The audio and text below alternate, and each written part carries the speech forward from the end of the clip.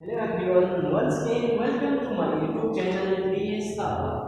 Today we will going to start chapter number 9 data handling exercise 9.3 introduction. This is class 6 chapter number 9 data handling exercise 9.3 introduction. तो students data handling हम datas के बारे में यहाँ पे study कर रहे हैं. Today our topic is bar graph. तो बार ग्राफ एक अनदर वे है डेटास को रिप्रेजेंट करने के लिए, यानी डेटास को रिप्रेजेंट करने का एक अनदर वे है बार ग्राफ. बार ग्राफ में हम क्या करते हैं, एक रेक्टेंगुलर बॉक्स में, इसमें रेक्टेंगुलर बॉक्स में हम डेटास को शो करते हैं. तो स्टूडेंट्स देखिए किस तरह हम शो करते हैं. एक एग्जांपल लेते हैं. अब कुछ मार्क्स लेते हैं आउट ऑफ 100. मार्क्स ऑब्टेन, यहां पर लिख रहा हूं marks obtain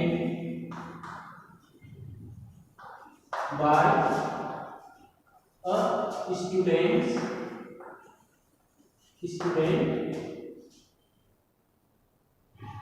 marks obtained by a student out of 100 in 5 subjects.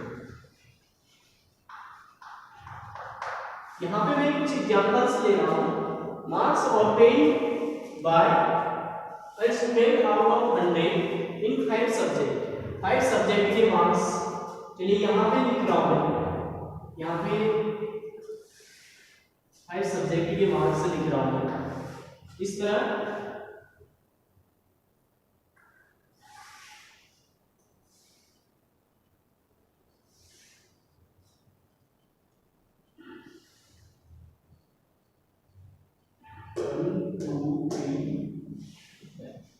देखिए यहाँ सब्जेक्ट और यहाँ मार्क्स. एक तरफ subject Hindi, English, science, SST और मैथ्स. ये 5 सब्जेक्ट है. 1 2 3 4 5 सब्जेक्ट किसी स्टूडेंट्स ने आउट ऑफ 100 में से, यानी टोटल आउट ऑफ 100 में से कुछ इस तरह मार्क्स लाए. हिंदी में 95, इंग्लिश में 90, साइंस में 60 लाए, सोशल साइंस में 70 और मैथ्स में उन्होंने लाए 50 मार्क्स. राइट, ये मार्क्स हैं किसी स्टूडेंट्स के. अब हमने इनको रिप्रेजेंट करना है बार ग्राफ में. किसमें? बार ग्राफ में. तो स्टूडेंट्स बार ग्राफ में देखिए कुछ इस तरह रिप्रेजेंट करेंगे इनको.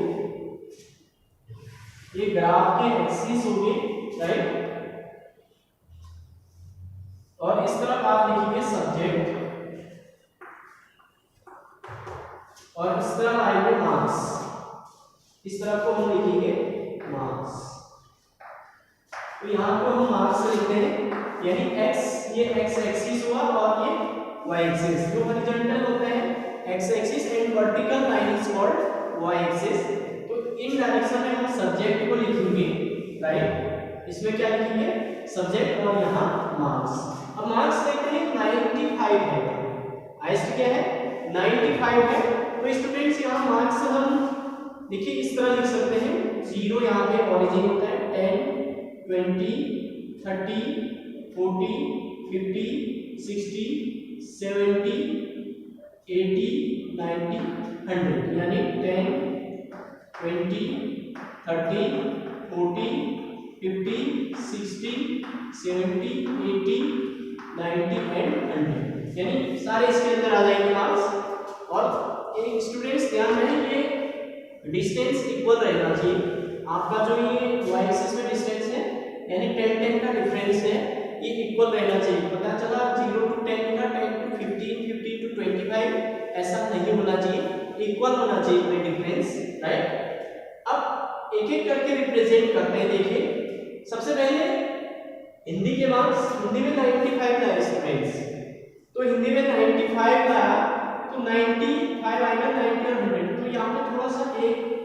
गैप छोड़ते हुए, इतना गैप छोड़ते हुए एक रेक्टेंगुलर बॉक्स बना देंगे। This is for Hindi. ये हो गया आपका हिंदी। हिंदी एच से डिनोट कर रहा हूं मैं। हिंदी में 95 हो गया, राइट। नाउ इंग्लिश, इंग्लिश में 90 मार्क्स। 90 देखिए, 90 के सीट पे यहाँ एक बॉक्स छोड़ते हुए, अगेन वन बॉक्स छोड़ते हुए इस तरह बनाएंगे।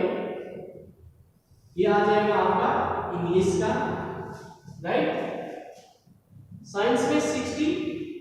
अब 60 देखिए यहाँ पे है, इसके सीट पे यहाँ पे कुछ इस तरह आएगा, एक बॉक्स छोड़ते हुए। दिस इज फॉर साइंस, ये साइंस में आए। एसएसटी, एसएसटी में 70 तो 70 मार्क्स कुछ इस तरह आएगा। This is 70। And maths, maths में 50 मार्क्स, तो मैथ्स में 50 कुछ इस तरह आएंगे,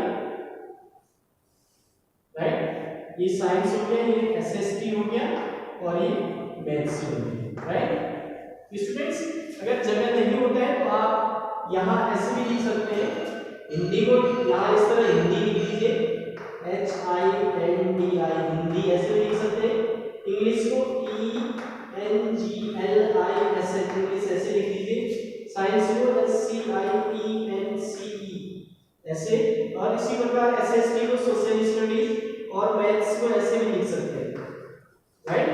तो स्टूडेंट्स इससे क्या पता चल रहा है कि देखिए जो ये ग्राफ है, जो ये रेक्टेंगुलर बॉक्स है, डायरेक्ट देखने से ही पता चल जाता है कि हाईएस्ट मार्क्स किसमें है। तो ऑब्वियसली जो सबसे ऊंचा होगा या सबसे लंबा होगा वो क्या होंगे, हाईएस्ट मार्क्स। तो साफ पता चला हिंदी में हाईएस्ट मार्क्स है, दैट इज 90 और 100 के बीच में, तो 95 मार्क्स। और सबसे लोएस्ट मार्क्स यहाँ पे साफ पता चल रहा है मैथमेटिक्स में है, और यहाँ देखेंगे मैथमेटिक्स में तो 50 मार्क्स। तो किसी भी डेटास को हम इजीली बता सकते हैं कि मैक्सिमम मार्क्स किस में है, मिनिमम स्कोर किस में है। ये हम किसी भी ग्राफ के थ्रू इजीली रिप्रेजेंट कर सकते हैं। और स्टूडेंट्स जो यहाँ कंटेंट का टैग दिया है, आपके पास ग्राफ पेपर होगा, ग्राफ पेपर में छोटे छोटे बॉक्स बने होते हैं। जो बॉक्स बने होते हैं, वन बॉक्स होता है 1 सेंटीमीटर का, यानी जो हम स्केल लेंगे यहाँ पे, उसको हम स्केल लिखना जरूरी है। यानी यहाँ आपने क्या दिखाया, यानी 1 सेंटीमीटर इक्वल टू, यानी जो डिस्टेंस है वन बॉक्स का 1 सेंटीमीटर है, 1 सेंटीमीटर इक्वल टू आपने दिखाया है 10 मार्क्स, 10 मार्क्स। स्टूडेंट्स यहाँ पे 1 सेंटीमीटर में हमने 10 मार्क्स दिखाए, तो यहाँ मार्क्स भी लिख देंगे आप, these are marks and these are subject।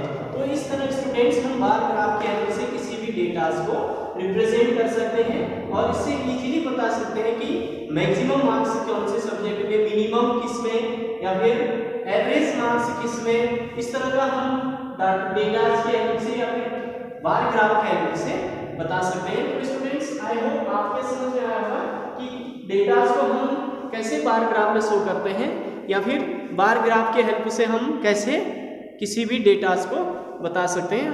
तो स्टूडेंट्स आज के लिए इतना ही, थैंक यू।